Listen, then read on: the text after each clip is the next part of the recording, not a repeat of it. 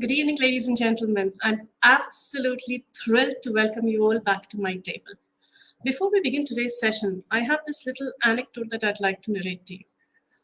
Most of you, many of you who know me and most of you probably know that my mother is a writer and she's an artist. But a little known fact about her is that it's not just paintings that she used to make. She's done a lot of different kinds of artworks over the years. And when I was a kid, she had this habit of collecting driftwood. And at one point of time, our garage resembled more of a logger's yard as compared to a garage in which a car would be housed. And she would collect driftwood from beaches, and she'd collect a lot of them from mountain streams. And at one point, we got so fed up, and I asked her once. I said, "Amma, ye kya kachra ikhatta karti rehti ho? This is all rotting wood, yaar. It'll only breed worms and keeda. So why do you keep collecting this stuff?" And she looked at me and she told me, she said, "I collected because each piece of wood here has a story to tell." I didn't understand any of what she was saying. But a few years later, I chanced upon this book by Mr. Beetashok Chatterjee, and the title of the book was Driftwood. So that's what made me pick up this book. I picked it up, and as I flipped through the pages, I realized that my mother had been right. That, it is possible for a piece of wood to have a story. It is possible for those stories to be written by a seaman and to have those stories washed ashore and touch the hearts of millions. I was one of those people who was touched by by many of those stories written by Mr. Beetashok Chatterjee. And today it is my absolute privilege to invite him to Sonal's table. So without further ado, please let me welcome him. Good evening, Mr. Chatterjee. Good evening, Mr. B. Good evening, Sonal. Thank you for inviting me. Thank you so much for gracing my table. And for those of you who do not know about Mr. B, I would like to tell you that Mr. B has spent close to 45 years at sea. That's a commendable period of time. And I know that you absolutely love the stint that you've had at sea. I did, absolutely. Right. And he's the author of Driftwood Stories Washed Ashore. Also, he's the author of his second book, which is called The People Tree, which has stories not related to sea life, but related to life on land. Yes, and this is the second one. I'll pull that up. Right. And apart from that, Mr. Beetashok Chatterjee is working on a volume of non-fiction titled Mayday. Now, that's something that we will circle back to later because I'm extremely curious to know if that is about any of the piracy attacks that you encountered on sea. So anyways, we'll circle back to that. But thank you so much for gracing my table with your presence, Mr. B. And the pleasure is mine. Thank you. Before we begin the session, I'd like to play a very short clipping so that the audience knows the books that we're going to be talking about. So here it goes. Oh, wow.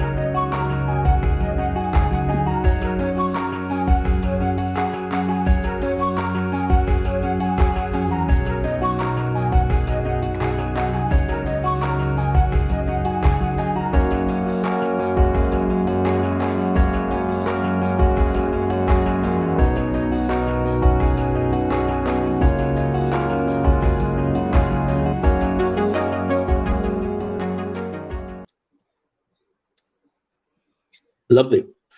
Thank you so much, Mr. B. Thank you. So let's begin the session by asking you something that I have been wanting to ask you for quite some time. What made you ultimately give up your sea life and transition into a life as a writer? What made me ultimately give up sea life was the COVID-19. I mean, I was also getting on in years. So it was sooner or later, I knew I would have to quit. And I was getting quite close to that retirement age anyway. The COVID-19 happened, and then the restrictions for travel became so difficult, and even my employer was reluctant to hire the older guys, because you'd never know what these guys would. I mean, if they fall sick in the mid-ocean, there's nothing to help them. No, we were considered that vulnerable age. Oh So dear. COVID put late to my plans. But anyhow, I would have Okay. retired in a year or two anyway. So, well, that's destiny. And so what did I started writing this creative writing that you're talking about. Okay, let me start from the beginning. I have Correct. always loved writing, even right Okay. from my school days, and English was my favorite subject, especially anything which was, which involved creative writing. The sea career just happened by chance, like a good stroke of fortune. And of course, I grew to love the sea. Right. But I didn't do any kind of creative writing for decades and decades because I was just climbing, working my way up the ladder, trying to learn the job, doing all those promotional exams. And it's only about 2007, about 10, 12 years back, 14 years back, actually, I started writing sea poems. And they were all sea Okay. poems because, that was my source of inspiration. And I ended up writing 40 plus poems, and they were all about the sea or about seamen, but they were all different from each other. It was not a different rhyme, different rhythm, and they were all there were no the blank verse poems. I can't do blank verse, by the way. Right. Okay, I wrote Okay. first short story in 2015. After that, I stopped writing poems and I got onto short stories. And then, so I have finished about 3 collections, two of which you've already spoken about. A third one Right. is ready and Okay. That's waiting to be amazing. published. Yeah, thank you. And recently, and again, as you mentioned it, I have ventured into nonfiction, and I have completed a nonfiction book on ships and shipping. We can discuss that later. So that has All been right. my Okay. journey till now as a writer. So what I would say is, Mr. B, that you've had a very eventful life. You've had grand adventures, on the sea, on shore. You've chronicled a lot of them in your work. Yeah. Do you think that your career as a seaman that has had a pivotal role to play in what has translated into a body of your work? Absolutely. I mean, sea life has given me so many varied experiences that no ordinary person on land, just doing a 9 to 5 job, he wouldn't get. No way. And I'm so grateful for this career. And it's been such a long career. I mean, It's been a very long I've, career. I've literally, been there, done that. You're right. And so You've sailed all the seas, basically. I've sailed all the seas. I've Right. traveled the world. I've met all kinds of people. I've seen incidents happening before my own eyes, so many different kinds. So all that has helped me definitely to become a writer. And writing, starting to write late in life, I think I am a better writer now than I would have been at, say, 25 or at 35 or at 40, because the wealth of experience has been that much more till I today. see. Okay. But tell me something, being in the kind of career that you were in, meeting different kinds of people, does that bring you somehow closer to human nature? Does that make you understand the human emotions more so that you are able to portray it as well as you do in your books? Uh, Thank you for saying that. I think I would like to think that. I would like to think that I'm a good judge of people. I would like to think that I can understand human nature and human emotions well. Because you're meeting so many kinds of people. You're not just working with them, you're Right. living with them. They're family for a few months, a year, maybe, and more than You get to half a year. observe and understand them up close, Absolutely. really. So they're not only, they are your people living in, we're all living in the same home. And apart from the workplace, so it's that gives you a good opportunity to study people and see and how they respond. So Right. the answer is yes. Okay, and Mr. B, when I read Driftwood, and after that, when I read The People Tree, there is one thing that has always struck me about your work. The fact that, first of all, there is no overdose of drama or emotional, dramatics in your books. They're very real. They're very raw. The emotion is there. It is understated. You leave it to the reader to interpret the emotion in any manner in which they wish to take away from it. And all your characters that you create, they're just very believable characters. I mean, I could find myself in the book. I could have been a character in the book and I wouldn't even have noticed it. How is it? How has this kind of writing evolved for you? Did it take a lot of practice? Have you worked at it consciously? Yeah, thank you for saying that you relate to the characters. It's not spontaneous. I worked on them, and I hate exclamation marks, so I'll try my best not to put any in stories. Right. And I do understate things, even scenes of violence, even scenes of anything that comes as a shock. I prefer to understate it because I feel that is more effective. And all these stories that you've read, it's not just I've jotted them off for one fine day sipping a cup of coffee. No, they have been worked on. I'm not a spontaneous kind of guy. I read, I reread, I edit, I wonder what I could change. I get back to it after a month, I read it again, make some changes. So I'm that kind of a writer. You're a methodic writer. It's a constant process of evolving that story to the level you want it to come to. Absolutely. So that's the kind of writer I am. I mean, maybe others are not. They have a different style, but that's the way I am. And I like to get it right. And I like to keep it real. The reader must identify with the characters. The reader must think, oh, this could be me, or this could have happened to me. That's what I want. Right. On the note of that understated emotional quotient being put in your book, there's something I would like to share with the audience here. This relates to your character. I think I've mentioned it to you also. And Mr. B, this is a question I've been wanting to ask you for the last, I think, 2 years, ever since I read Driftwood. And I thought that if I ever visited Delhi, I would possibly come and see you and ask you this question. So the thing is, on the question of this understated emotional thing, I absolutely fell in love with the character of Jinky in Driftwood.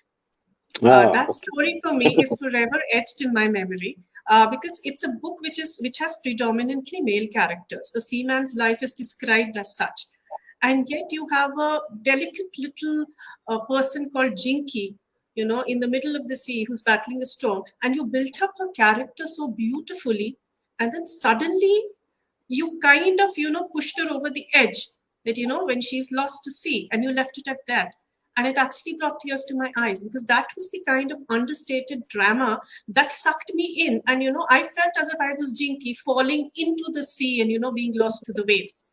So that's something, it is, I think it's a very brilliant technique that you use. And I'm sure that the audience would also be agreeing with this. So apart from this, tell me something, Mr. B. Do you think that for a writer, I mean, you said that when you again picked up the pen and started writing, you had to do a lot of research and you had to study and become better. Do you think joining any of these literary platforms or writing to prompt-based writing, do you think that helps a writer become better? Okay, so you want me to answer the Jinky thing first, or yes, the Jinky thing, and after that, yes. Okay, there was a Jinky who sailed with me. She was a Filipina. That's what you call Filipino ladies. She was a Filipino deck cadet. Her name was not Jinky, of course, and she was a lovely person, well liked by all, and she was a very competent deck cadet. And I'm sure she'd have made a fine officer. And so there was someone called Jinky. But I'm happy to report that she's alive and well, happily married, probably has a family by now. Yeah. So that part was all fiction and imagination. Okay. But I just included her because it was very well written. That part of fiction was amazingly well written. Okay. Because I could not, I'm not ashamed to say this, but that story has lingered in my mind for the last 2 years. And I spent sleepless nights thinking why Mr. B would choose to kill off such a cute, lovable character. And then I I realized know. that possibly, I there was a technique behind it. So please share with us, what were your Fortunately, thoughts I on don't think that? that girl has read the book. Otherwise, I would have got some flack for it. But no, she's a very sweet person, and she's alive and well, and she's happily married. So that's the answer to your first question. And what was the second? Sorry, if you Literary platforms. Do you think a newbie writer okay. needs to join? Yeah, Yes. well, I did. In early 2018, I joined a group called Writers and Readers Room.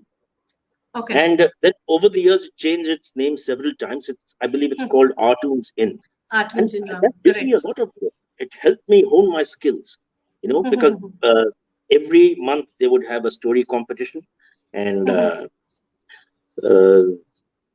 we'd all send in our stories, and someone would win, of course.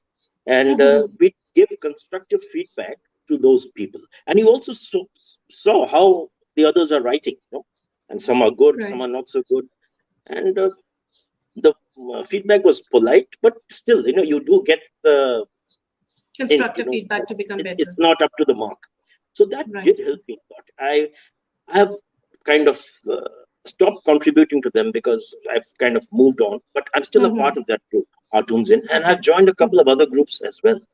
So there's no harm, and especially if you're starting out, there is, I think it's a good idea to join a writers group and meet like-minded people, make like-minded friends, Right. and get a chance to see how your work is appreciated by others. So I think it's very, very necessary. Okay. Mr. B, in your opinion as a published author, would you say it's important for a new writer to write more, to read more, or to embrace their critics more? Which do you think? How would you rate these three things: reading, writing, and embracing their critics? All three. To write more for sure, because that's the only Right. way practice makes perfect. The more you write, the more likely you're going to get better at it. Read more, very important. See how others are writing, especially the well-established authors. I'm currently uh, I'm reading a lot of new authors. They're all Brits, actually British, and they're so good. It's humbling. I know it's not that they have fancy vocabularies like Salman Rushdie or anything, but they're just the right word in the right place. They're just so good, and they're Correct. and they're all understated. So that's that's kind of style I like. So it's important to read, important to write as much as possible. We can go into more detail later what I think should be done. And critics, yes, you must develop a thick skin because finally, Right. yeah, you can't expect praise from your mummy and daddy, and think you're a good writer. It's just not good enough. It's a cruel world out there. If you try to get yourself published, you trust me, publishers and literary agents can be quite curt and rude because they don't have time for rubbish. So I hope So that answers your question. yes, you just mentioned publishing. How difficult was it for you to find a publisher? How did you go about finding the right publisher? It was difficult. It took me a year or two. I did the rounds of the big publishers, sent them. Uh, I had prepared a kind of what's it called? A letter Cover note. introducing myself and my book. What Right. do you say? Yeah, Cover note or some concept note. a cover Right. note. Yeah, Yeah. and trying to market my stories, uh, and none of them replied. Okay, then I selected. I found out the names of some smaller publishers and sent them out the same thing. A couple of publishers showed some interest, asked for 2 or 3 sample stories. Readomania asked for the full manuscript, and of course I sent it out. And Readomania was the first to respond, saying they have accepted the manuscript and they will publish. So I'm very grateful to Readermania for giving me this chance and making my dream come true. So when it came to your second book, did you automatically just send it out to them, or did you again have to go through the entire process of finding a publisher? I'm done with finding publishers. I'm happy with it. You found one. Yeah. Right. No, and the kind of material that stressful. It's stressful to be rejected again and again, or not. Right. The worst it's is demoralizing as well. At some point, you start to question your own work, and you lose your belief in what you've written. Absolutely. And the worst is when they don't reply at all. So you just don't know what is going on. If they will send back a one-line note, sorry, we're not interested. Thank you for your interest. Even that would have been acceptable. Where we stand at least. Yeah, you know where you stand. But most of these big guns don't reply. So it's very annoying as well. So I'm happy with Readermania. I'm so glad they like my work, and I hope they publish any rubbish I write. No. What you write is definitely not rubbish, because we also enjoy it. But tell me something, out of the experience of writing both the books, both the first books, that's the People Tree and Driftwood, which one did you enjoy writing more? And did your methodology change at all in your approach towards your second book? Which one did I enjoy more? I think the second one. I don't know, because it was I was venturing out of my comfort zone. Driftwood was easier, it was some of them were personal experiences, some of them were things I'd heard from other people, like this happened to somebody at some point of time. So it wasn't so difficult. The People Tree was more difficult, and it involved far more research, because I ventured into unknown territory. I mean, come on, 17th century Maharashtra. There's a story about that, Right. People Tree. Yes. So I wasn't there at that time. I'm not that old, So People Tree involved more research, and I consciously tried to change my style. A couple of them are, fast-moving Jeffrey Archer type. A couple of them are slow, romantic ones. A few of them are from the point of view of a woman. So all this took a little time and effort. You kind of experimented a little bit, and kind of mixed things up a little bit for yourself as well over there. That's right. It's all part of the process of evolving as a writer. I just want to see how far I can go. I see. The two of these, the two stories actually, the People Tree, that I am particularly fond of.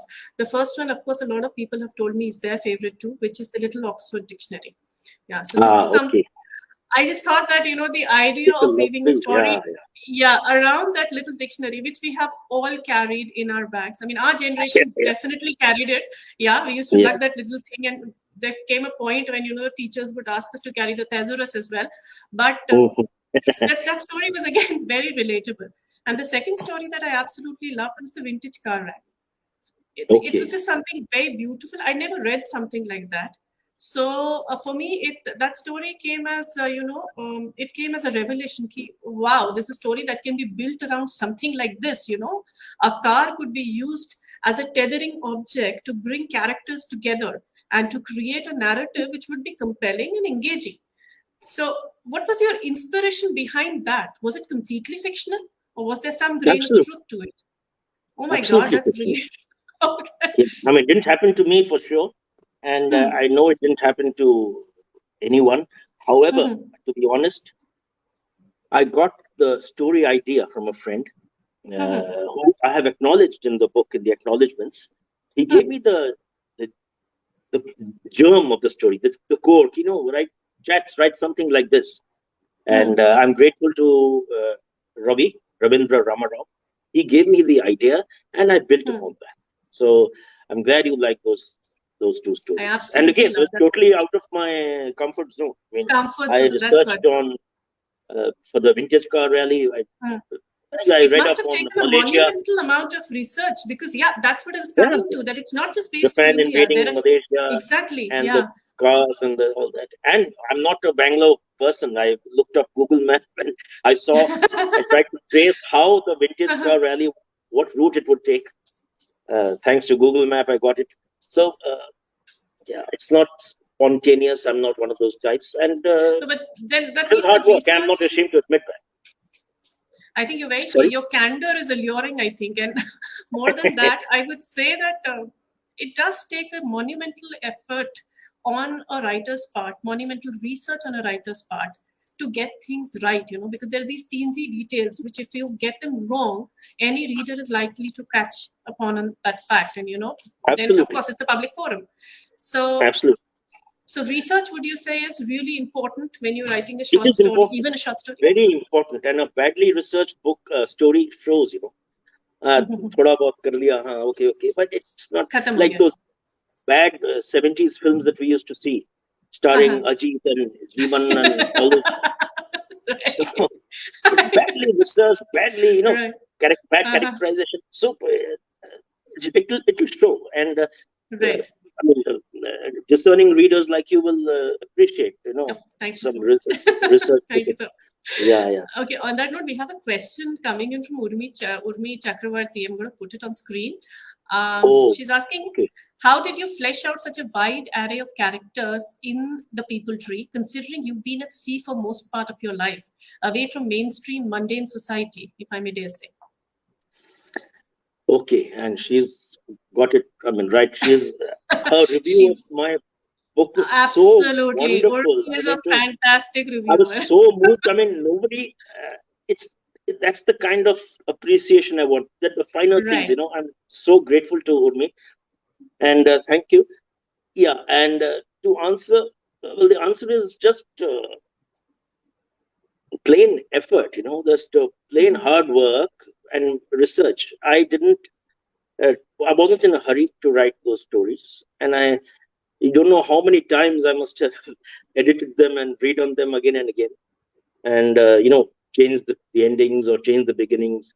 So it was all hard work till I finally found that it to my satisfaction. I got it. I thought I got it right, and I wouldn't want to change a single word.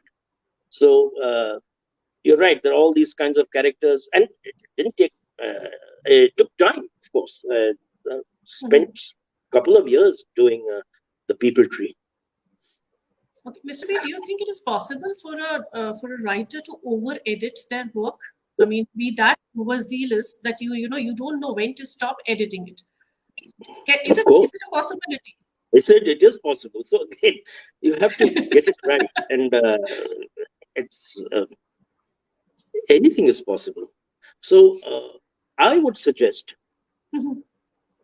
sending your work before you take that step of sending it to a publisher or a literary agent.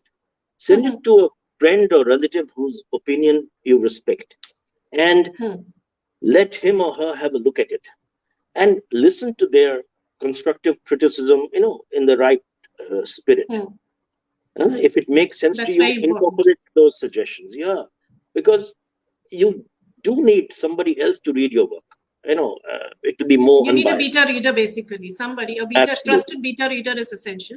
Plus, you need to be able to incorporate any changes they suggest should you find merit in them. You need to be willing to do that. Yeah, and when you send your work to your publisher or literary agent or whoever, just make sure, don't send it in a hurry. Make sure there are no grammatical errors or punctuation mistakes or wrong facts, because it just annoys them. What kind of an aid can be used to avoid all these mistakes? I mean, is there a program we can run our work through? I won't know, because I'm old school. I grew up the with analog method is best, and the teacher's ruler on the back of my legs. So I'll never forget my spellings or grammar. But I believe there is software. I don't use it. I'm not saying I know all. My vocabulary is fantastic, but I don't use any software. But Microsoft Word itself, if you have got some, it's a great guide. It tells you the spelling mistakes, it gives you the American spelling or whatever. So that should be a guide. But I don't use any software. There is, of course, there are. I forget the name. There is some. Grammarly. There's is Grammarly, there's Hemingway, there's ProWriting Aid. A lot of them are out there nowadays. I've never used it, so I wouldn't be able to advise you. You wouldn't be able to recommend. All right. We have a question coming in from Sangeeta. I'm going to put it on screen. She's asking, did you keep a journal during your seafaring days? How did you remember so many incidents to build your stories? Yes, the answer is yes. As I told you, I wanted to be a writer ever since I was a kid. I want to be a published author. So when I was a young officer in the late 70s, I started keeping a journal. Just thoughts and experiences, and not necessarily about the ship, whatever came to mind. And I found that all these proved invaluable when I was writing Driftwood. Places I had seen, places I went to, people I met, and I still have the journal with me. And it has helped me immensely in both my volumes, not the People Tree, but there's a second volume of Sea Stories, which has not been published yet. So all that, I have kept a journal, and I've stopped, of course, the last few years, but that helped me immensely. So basically all these little anecdotes and snippets of conversations and meetings and incidents, everything strung together creates for wonderful stories in your books. Yes. Okay, all right. We have a question from Natasha. She wants to know how many drafts of the final manuscript do you use? It depends. Some stories went off well, some did not. I can, on the average, 4 or 5. 4 or 5 drafts. 3, 4 per story. Drafts. Yeah. Okay. For a story, yeah. I mean, are you saying the before the final draft goes out to the publisher? Is that the question? Yeah, the final manuscript. I think Natasha wants to know a final manuscript that goes out to the publisher. How many revisions does it go through at your hands? Oh yeah, I got 4 or 5 easily. Minimum 4 to 5 revisions. Minimum 4 to 5. Yeah, till all the little teensy things are ironed out, and you know that it's a smooth thing which can go out to the publisher. Exactly. Every time you read it, you find some mistake or something which jars you, and then you want to change it. And then the editor or the publisher, they will come back with their own suggestions, and then you have to mostly you accept them, some you don't, and then you make further changes. So it's an ongoing process. It's never ends till the final PDF version is agreed upon. Accepted. Okay. You mentioned that you currently penning a volume of non-fiction. And could you please tell us something about this project and what prompted the shift from fiction to non-fiction? I'm very curious to know that. Okay, the publisher, Readomania, called me up one day and said, "Why don't you give us a non-fiction book? Enough of short stories. And, non-fiction sells more." So I said, "Okay." Then I started thinking, what can I write? What non-fiction can I write? And the only answer was my USP, about the sea, the ship. Okay. So then I started compiling a series of major maritime incidents that shook the world. Oh, okay. All right. So we've all heard of the Titanic. Yes. So 12 more incidents. So I compiled a list, a total of 13 maritime incidents, which either because of the loss of lives or the environmental damage and the loss of livelihoods or the media attention that they garnered. So, these were 13 major incidents, in my opinion, and I wrote them targeting the non-seafarer, tried to make it as general as possible, non-technical. Basically, each incident, what happened, why did it happen, how did it happen, could it have been averted, and if so, how? So I've given my own spin to it, my own comments and my own opinions that they had done. It's all hindsight, of course, but no, but it sounds like a very interesting project, because I'm pretty sure that something like this has not been attempted. Just like Driftwood, which was a one-of-a-kind book. It was a compilation which had never been done before, sea stories. Exactly. So, I hope you're right, because and I must credit my son for suggesting this. You see, I nothing think it's a comes in my brilliant head. concept. I keep getting suggestions, and I'm open to all kinds of suggestions. No. I'm so happy that you were open to this suggestion, and we must credit Yeah. your son and congratulate him, because this sounds like a fantastic idea. And I'll be sure to Yeah. get my copy as soon as possible. But this book is coming out after your short story collection, the third volume? No.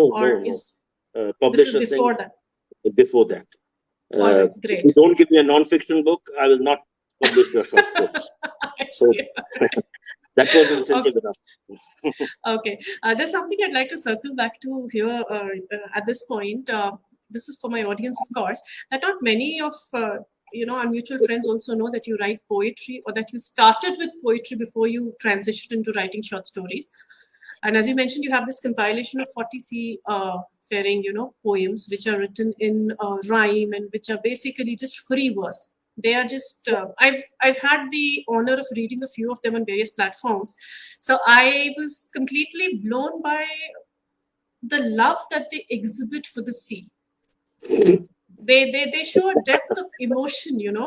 It is something that it's something that's churning inside of you, something you can never be rid of as a seaman, I guess, even though you're retired. I guess I really miss the sea. Yeah. All right, okay. So on that note, there's a little presentation we prepared for you, and I hope you enjoy this, Mr. P. Okay, sure. I have been with you for decades and more. Often wonder what I do it for. Not sure of the answer, 'tis pleasure and pain. But in my next life I will do it again.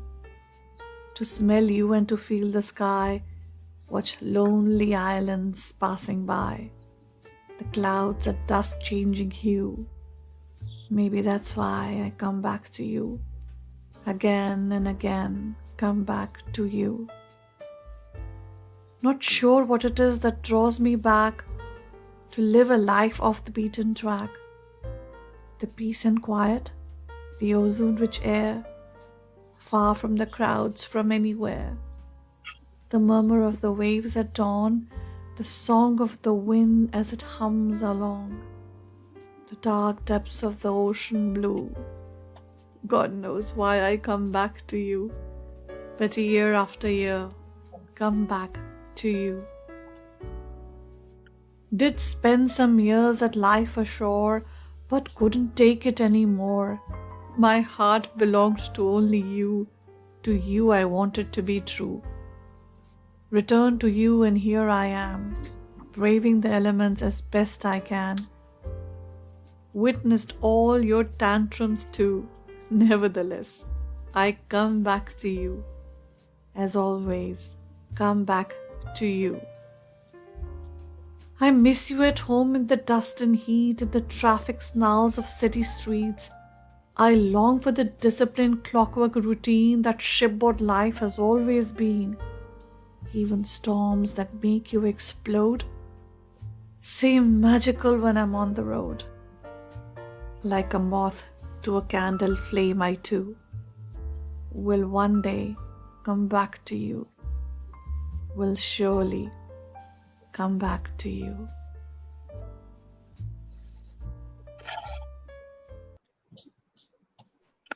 Wow, she's read I so hope you well. liked it. Oh, This was Shweta fantastic. Singh reading your poem, Come Back to You. Okay, thank you. Thank you, Shweta. You read it so beautifully. It's one of the, So I much feeling. absolutely love this. I absolutely love this poem, Mr. B, because it speaks of your love for the sea, for the salty air, for even the storms, and the sunsets and sunrises. I mean, there's just a depth of emotion in this that touched me deeply. So thank you so much for sharing this poem with us. And of course, Shweta has done a brilliant job. Thank you, Shweta, for doing this for me. Thank you, Shweta. On that note, Mr. B, any plans to bring out a volume of poetry? I think my audience will agree that they would love to read something like that now. Yeah, okay. Thank you for enhancing that poem. It sounds much better than when I wrote it. Well, I stopped writing a few years back, but I have written about 43. I would like to write 6, 7 more and make it around 50. After that, definitely it's on my bucket list. The problem is publishers are not interested in poetry, so there's no market for poetry, I'm told. I So know. I have to. Yeah, I know. I loved your book, Islands in the Stream. No, thank you so much, Yeah. Mr. B. But I do know it's for a poet, it's an uphill task to get published. But Yeah. Of late, I have seen there are either you self-publish or there are publishing firms like Petals which have picked up Anirban Bhattacharya's book Mumblings and Musings. So that is again a poetry compilation. So I think things are turning around. Publishers are willing to pick up poetry, especially since COVID. More and more people are getting into poetry, I've seen. Okay, So that's encouraging. yeah, you should also be able to find a publisher who will be happy Let enough me to see. launch your poetry volume. Okay, let me see. And so the plan is to complete at least 50 poems, and then I'll look around. And worst case scenario, I will go for self-publishing, because publishing my poems is on my bucket list. Oh, that's nice. I'm so happy to hear that. I love reading poetry, and I love reading poetry which has a soul to it. So I'm going to definitely be looking forward to this. Now, we are on a time crunch. I had promised you half an hour. I've kept you 10 minutes more than the allotted time. But sir, before you leave, Mr. B, any words of advice that you'd like to share with new writers? Anything they can do to get better at their craft? Okay, I think I've already mentioned a couple, during my talk, but I can try and summarize them. Right. If you're just starting out, and you want to get into a writing career, it would be a good idea to join a writing group like I did. So you will not only make some nice like-minded friends, but you will also see how well others are writing and how, where you stand vis-a-vis them. And there are, these monthly story competitions and stuff. Please participate and see how you fare. Okay. Secondly, if you feel confident enough to send your work out to a publisher, please do not send it just like that or send it in a hurry. Check your grammar, punctuation, vet your work, let some trusted friend or relative read it, accept his or her suggestions, make it as good as you possibly can till you couldn't make it any better. Then you send it, because those guys, trust me, they can be quite curt and rude. So, and they probably get 15, 20 manuscripts a week. They will just read a few pages and toss it aside, and you'll never know what happened to your manuscript, because most of them don't reply to it. Right. That is my second suggestion. Read, edit, and it's never just writing it once. And if writing is not at least for me, it's not a spontaneous thing that I wake up one morning and I say, oh, today I'm going to write a best-selling novel. It doesn't work that way. I think it's hard work, and it's all, putting your nose to the grindstone. It's an evolving process. Yeah. It's an evolving. Please try to discipline yourself and allow or allocate 2 to 3 hours of hours every day to your writing. That means sit in front of your typewriter, maybe write even a paragraph. It's okay. Or make notes on you, or reread what you've already written, or do research on the topic, but get into that habit of sitting and writing, or trying to write for 2-3 hours every day. It's important to get into that mental zone to do it, basically. Getting into the mental zone. And that's very important, because hopefully in a week you'll have a poem, or in a month you'll have a short story, or in a year you may have a novel. It's all hard work. It's never, there's no formula. There's no magic formula. There's no shortcut to success in any case. This is the way to write. Yeah. Right. So that's what I would suggest to anyone. I have Thank you so much, Mr. B. Yeah. Thank you so much. Those are very insightful tips, actually. What people tend to forget is that it takes a lot to become better at your craft.